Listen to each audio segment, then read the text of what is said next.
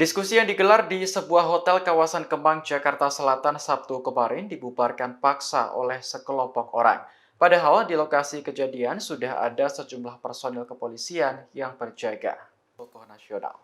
Kapolres Jakarta Selatan, Kombes Pol Adi Rahmat menjelaskan, insiden bermula saat Forum Tanah Air menggelar diskusi bertajuk Silaturahmi Kebangsaan Diaspora. Diskusi tersebut membahas evaluasi pemerintahan Presiden Jokowi dan dihadiri oleh sejumlah tokoh nasional.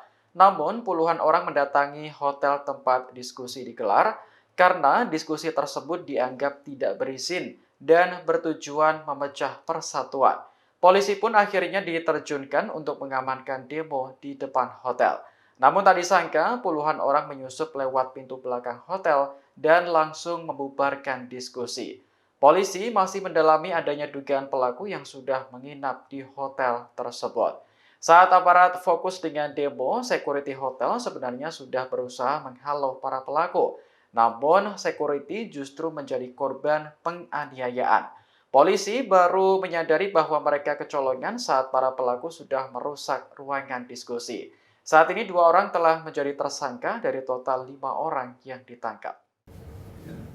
Kemudian selain itu juga kami juga melakukan investigasi secara internal terhadap para petugas Polri yang bertugas mengamankan pada saat aksi unjuk rasa berlangsung. Apakah di situ ada pelanggaran SOP atau tidak? Contoh, apakah sudah ada KPP mengecek jumlah personel yang dilibatkan?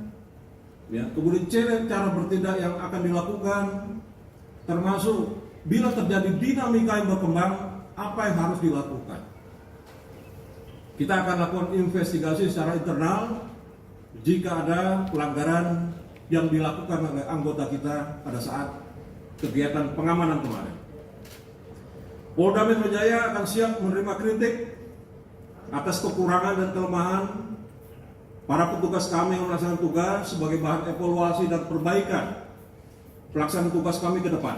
Download Tribun X sekarang, menghadirkan lokal menjadi Indonesia.